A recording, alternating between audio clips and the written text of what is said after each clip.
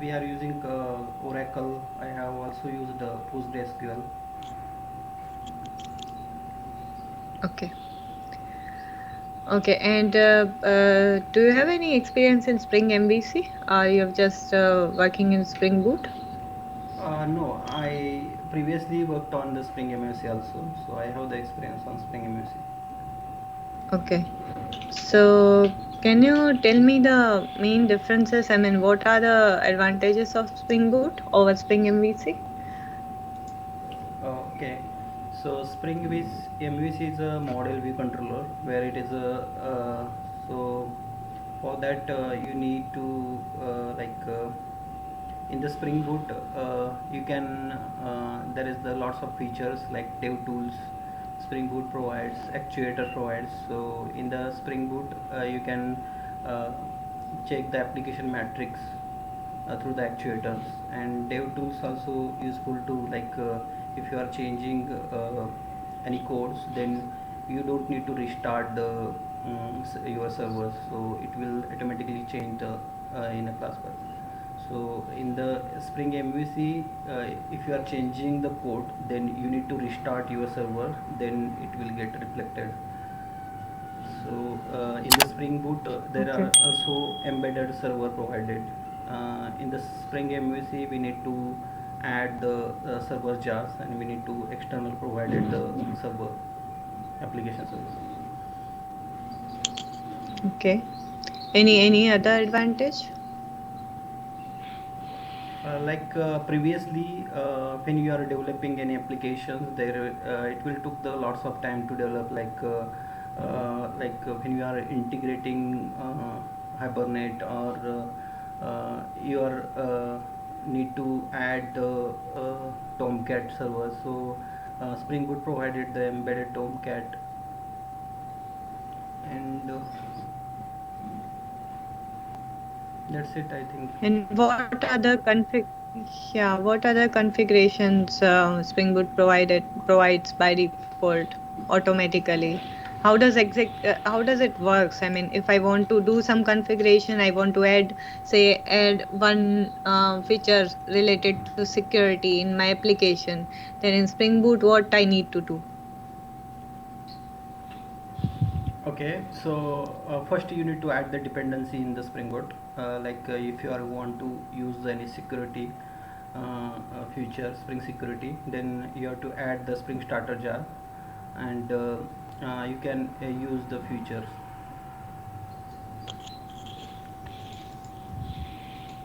Okay, just by adding the dependency, or do I need to configure it anywhere, or how it works?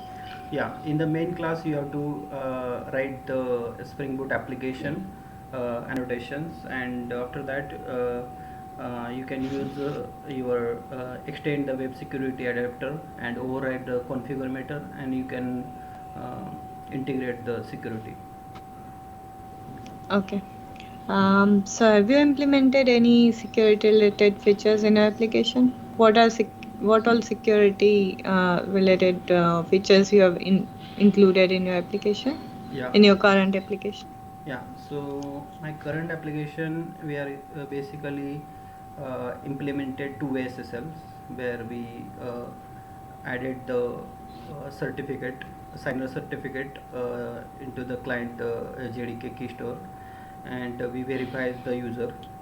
And apart from that, we also using the auth features. So we are passing the client ID and secret ID, and we validate the token. So user will be passing that client ID and secret ID. Uh, How exactly that yeah, yeah, works? The authentication. yeah. Yeah.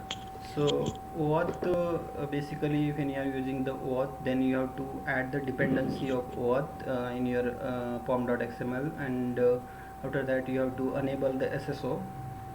At the rate enable SSO annotation is there, so you have to mention the annotation in the main class, and also there is the few properties of the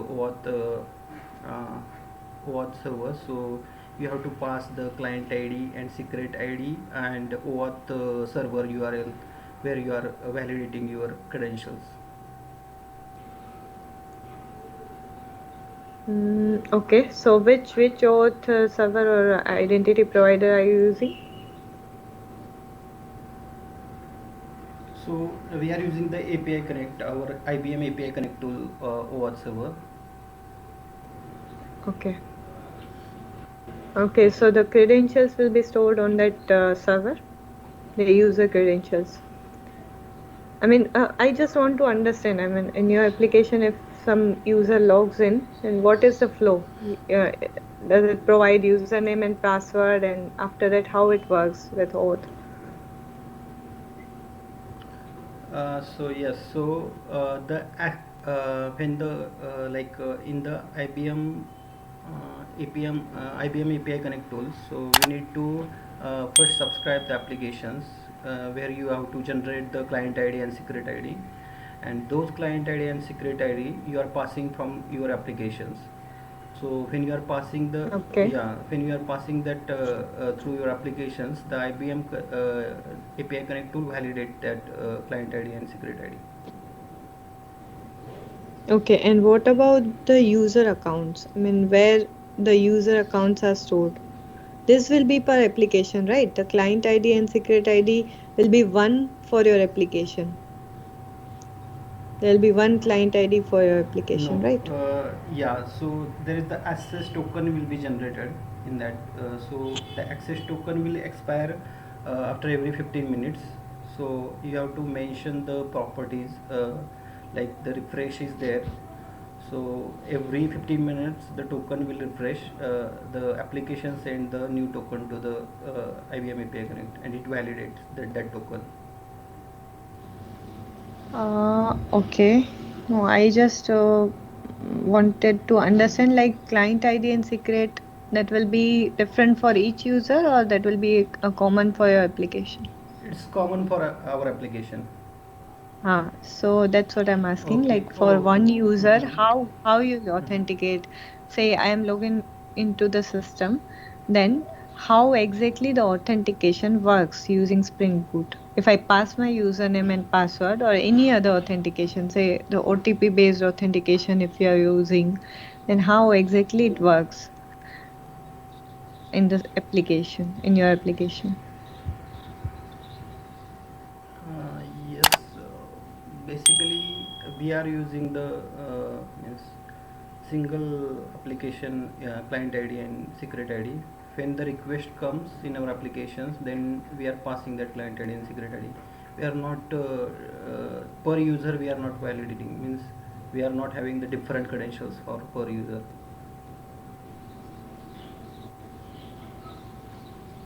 Mm, that client ID and secret will be for communicating with your identity provider, Yes. whatever identity provider you are using. But after the communication, you must be authenticating the user, right? That this user, whether this person is have the correct authentication or not. Yeah, for that, in the front end, we are using the SSO for that single sign-on. So we have Okay. added the added the user in the DL, and we are authenticate the user. Mm, okay. So you're So using single sign-on. yeah, we are using the single sign-on. So we have actually Okay. added the server into the OAuth.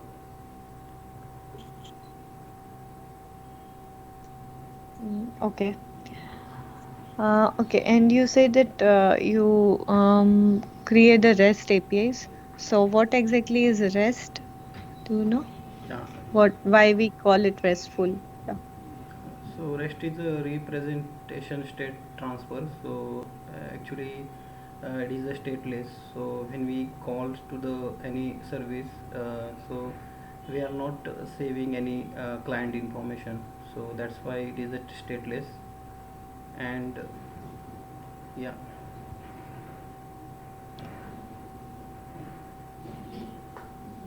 Okay. And any other difference? I mean, there's one SOAP and REST web services. Yes. So what is the difference between these two? Yes. So Have you written any time SOAP web service?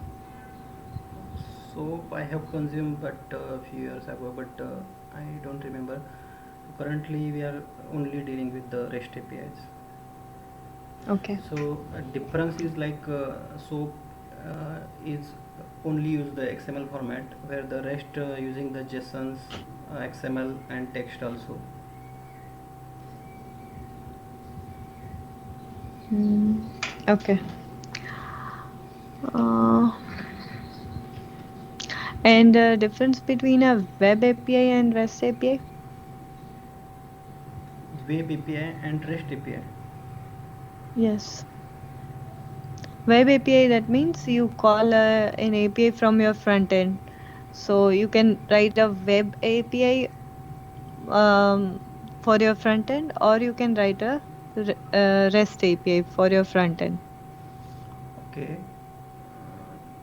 Okay.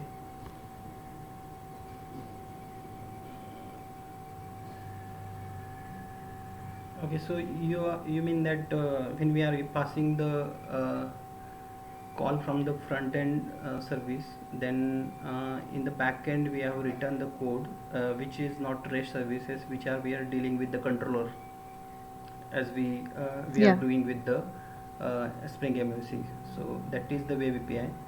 REST API means when we are consuming or producing any data, then we have to map the request URL and write the code, business logics, and return the response to the client.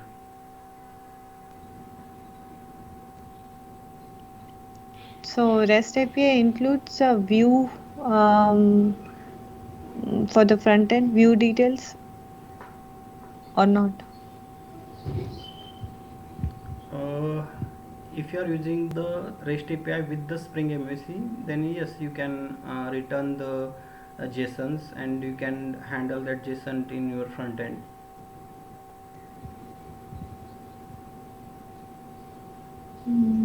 Okay.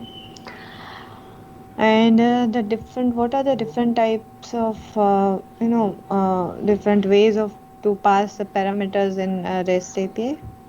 Yeah, so there is the query param, path param is there, so you can pass the parameter to at that form param also there. So if you are dealing with the front end, then you can pass the form param, you can use the at that form param annotation. Okay. And if I want to pass an object, what can I use? So If I want to, yeah, pass a employee object mhm. in the request REST for the REST API. Okay, so in that scenario, you have to use the JAXB annotations, and you have to uh, use the at the rate XML root element, and you have to use the at the rate request body annotations, and you can consume the parameters. Okay.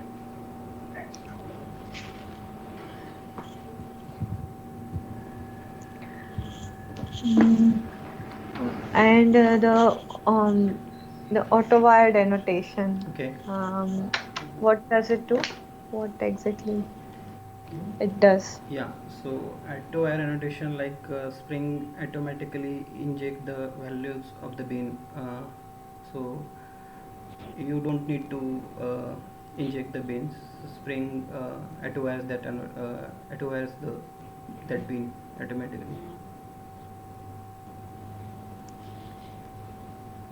Okay, so does it instantiate the bean?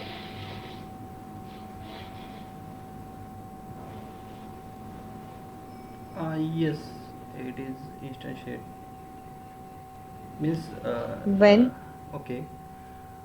So it depends on your configuration. If you are using the annotation based configuration in an application context, then the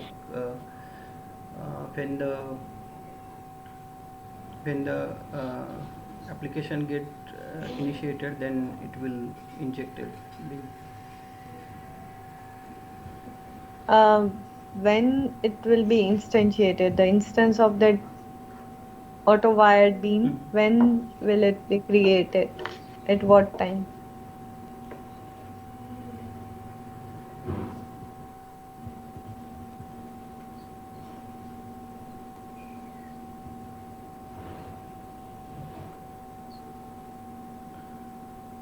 When the application context will start, then after that bin will be created. Like there is the bin life cycle is there.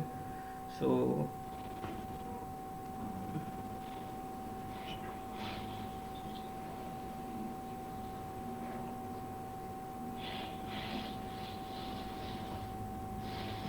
Okay. And which Java version are you using currently? 1.8. Okay. There are many other Java versions after that. So have you used any of those? No, I haven't used. Okay.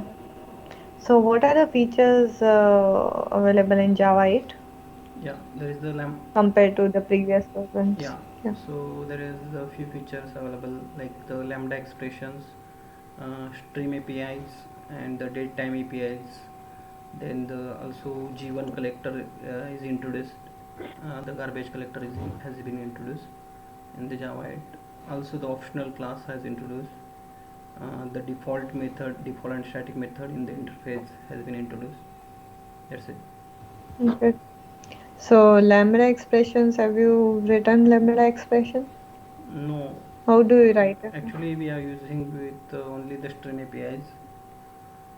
So lambda expression like only the like you have to work with the functional interface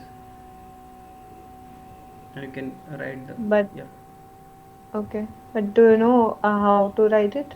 Yeah, How exactly lambda expression is written? yes, so first you have to Okay. write the one interface. So can you tell me a use case where I can use this lambda expression?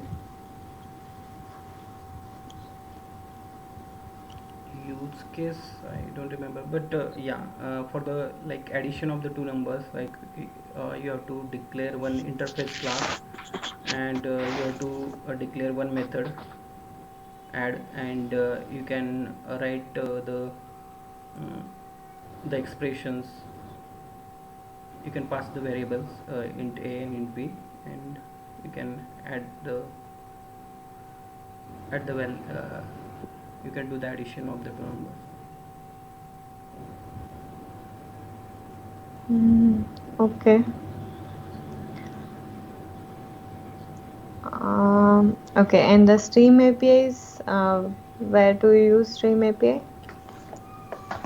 If you want, What are the benefits? okay, Yeah. if you want to do iterate any data set, then you can use the stream API. So there are the methods like introduced in the stream, sort, distinct, map, flat map.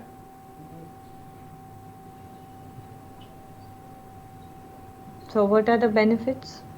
Why should I use Stream API? So it reduce the code. Like previously there we need to write the for loop, and we need to iterate all these list, and then we need to fetch the data from that list. So in the stream APIs provide the inbuilt method, so you don't need to stream internally iterate it and provide you the values, so you can perform only operations. Okay. And what is the impact on the performance? Does it improves the performance or decreases the performance? The Stream APIs. Stream APIs, yes, it improves the performance because you can easily iterate the large data set. Okay.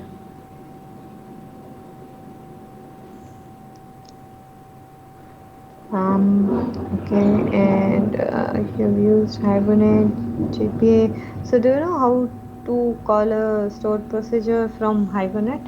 If I'm using Hibernate and I need to call a stored procedure, database procedure.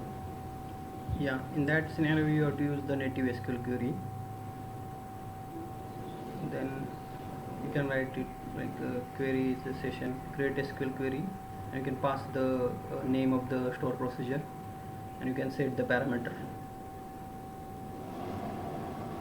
Okay, that is the only way that I need to write a native SQL, or can I call any other way?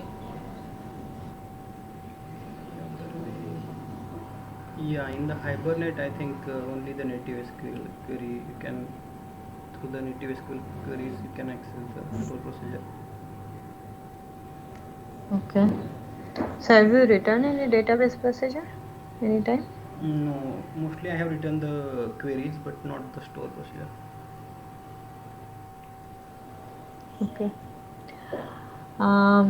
Okay. And the caching mechanism, the Hibernate, which Hibernate provides. Yes. Do you have idea about it? Yeah. Yeah. So there is the. Are you talking about third-party cache or session factory? No. No, the Hibernate, which is provided by Hibernate, the caching mechanism. Yeah. So there is. Which Okay. type of cache is provided by So there is a Hibernate? two type of, like, first level cache and second level cache. So session is associated with the first level cache by default, and session factory is Mm. associated with the second level cache. Okay, and is it a query cache or the data cache?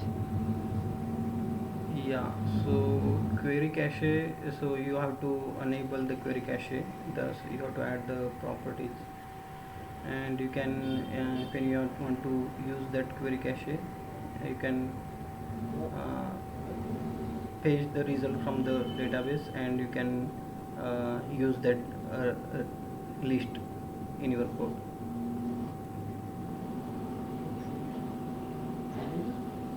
Okay.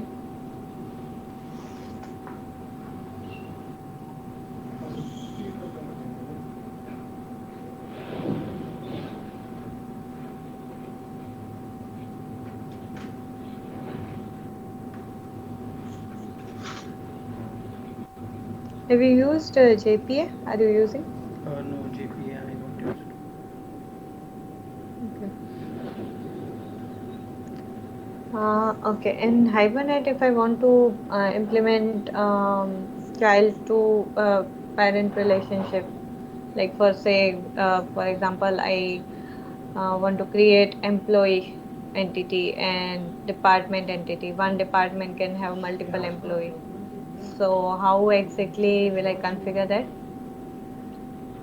Yeah, so you have to mention that there is one to many annotation you have to use, and suppose you have to use the bag or set collections in the department entity class. You have to mention that at that one to many, and you have to mapped by the, you can provide the name of that ID, employee ID. Okay, so will I add one to many in department, one to many employee object in department, or I'll add many to one in employee object for this department, in the employee entity for this department object, or I need to add both the things. I mean, I need to add employee in department and department in employee. What will be the configuration? So in the department,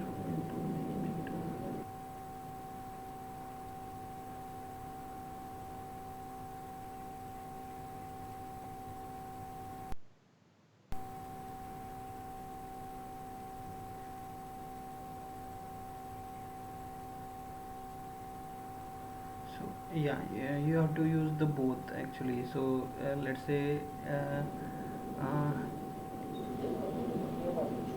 if the employee having the multiple department, then you can also do the at the rate minute one.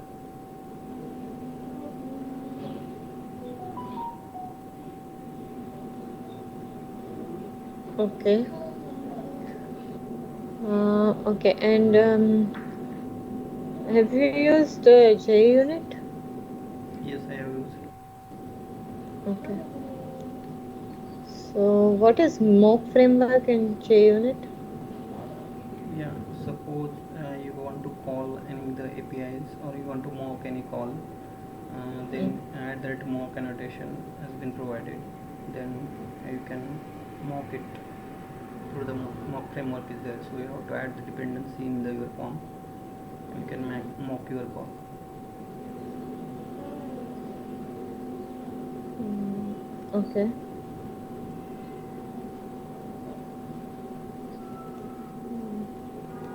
Okay, and for the database, as you mentioned, you are using Oracle. Mhm. So if you have a big query to fetch the data and it is taking more time, how will you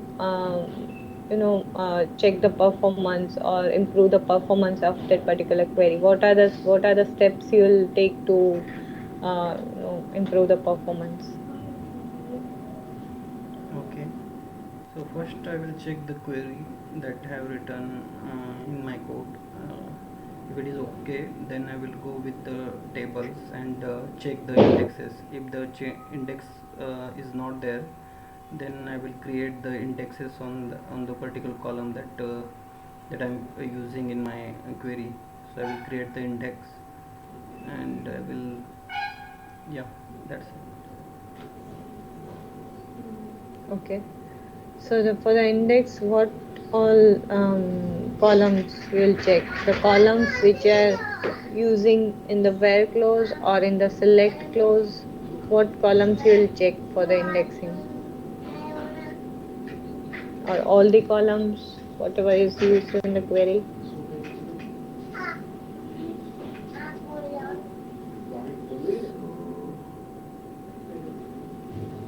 um, it depends.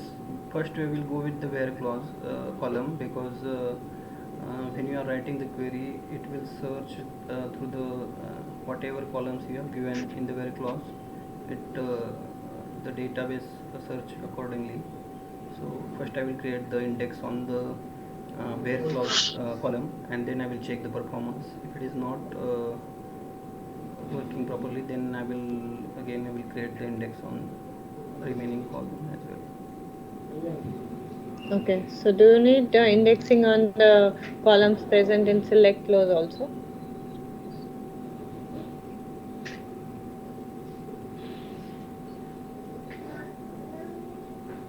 I don't think, because uh,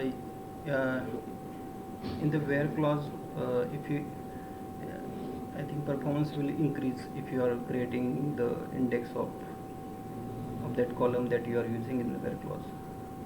Okay. Any other thing you will do to improve the performance?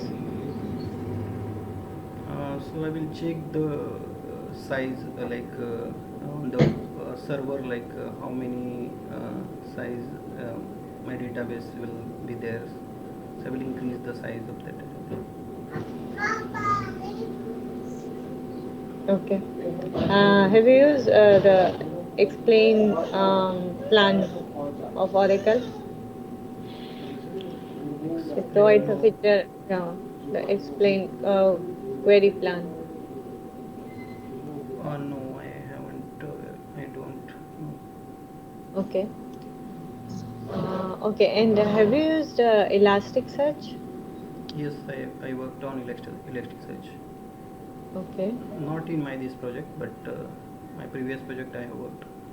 So what exactly were you doing in that project? I mean, what was the use of Elasticsearch? Yeah, so the Elasticsearch was used for, we are fetching data from the database, and we wanted to quick result when we are searching the anything, in the Google. When we are typing anything, it will come down, whatever you are searching, it will show the results, all the results. So like that we have to do in our project. So what we do, we fetch the result from the database, and we are storing it in the Elasticsearch node, and we are fetching it from that node and return it to the Angular.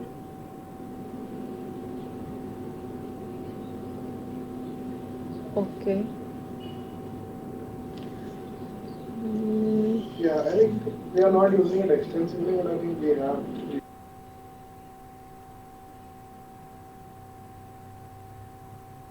everything what's fine and then only have you provide used more data. any library for API documentation, like Swagger?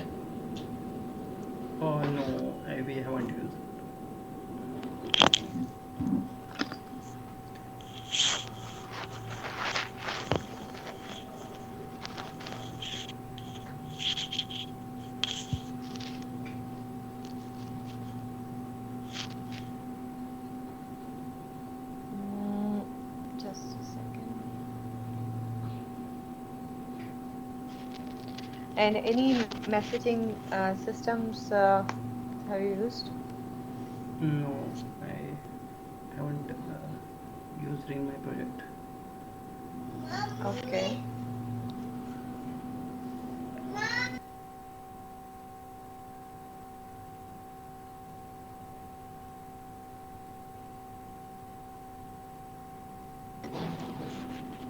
Okay. And the version control system, I think you are using Git, right? Yes. Okay. So, do you know what is the difference between Git fetch and Git pull? Git fetch. Git pull means mm, you are taking update of the existing repository, and git fetch means it return the metadata, I guess.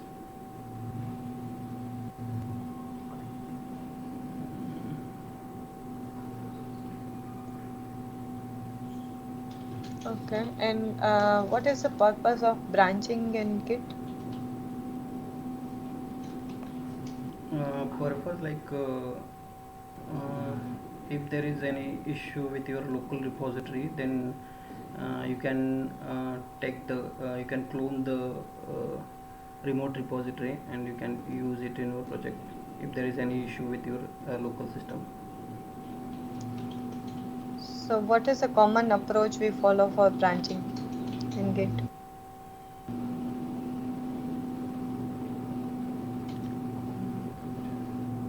What all branches do you have in your project? Branches, we are using the only the master branch, master whatever we have local repository and the remote repository. In Bitbucket we have the all the codes, so whatever changes we have done, we have just commit our class. We have added the class in the Git. Okay. So, do you have a develop branch or just a master branch? No, we have only the master branch. Okay. So, you create the feature branch from master branch and then you merge that feature branch to master branch. Is that the approach you follow? Yes. Okay. Mm.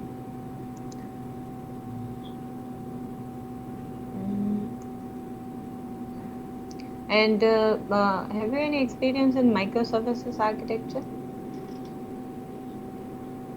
Yes, in this project we have means try to create, but unfortunately we are not having the microservice architecture. But I have the experience, means I have created the POCs. Okay. So, how does it work? That microservice architecture? Yeah, so it is independent service, like you can scale your service, and also if you want to deploy separately, so this is the distributed services, so you can manage it separately, and also you can use the different languages in your services, like in there is the flexibility that you can use the different languages. Also you can manage the deployment, and there is no single point of failure when you are using the microservices. Okay. What is the API gateway? Do you know in microservices? Yes, so when you want to route the request through the your different services, then you can use the API gateway.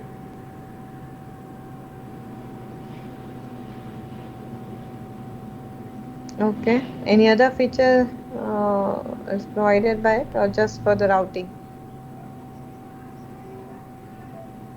API gateway authenticate the your so whenever request comes, it will validate your request, and then it will forward to the uh, other services. Mm, okay.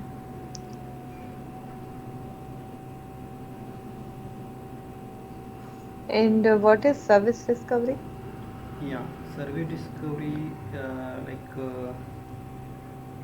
you have created the application. You have to register your application with the Eureka server, and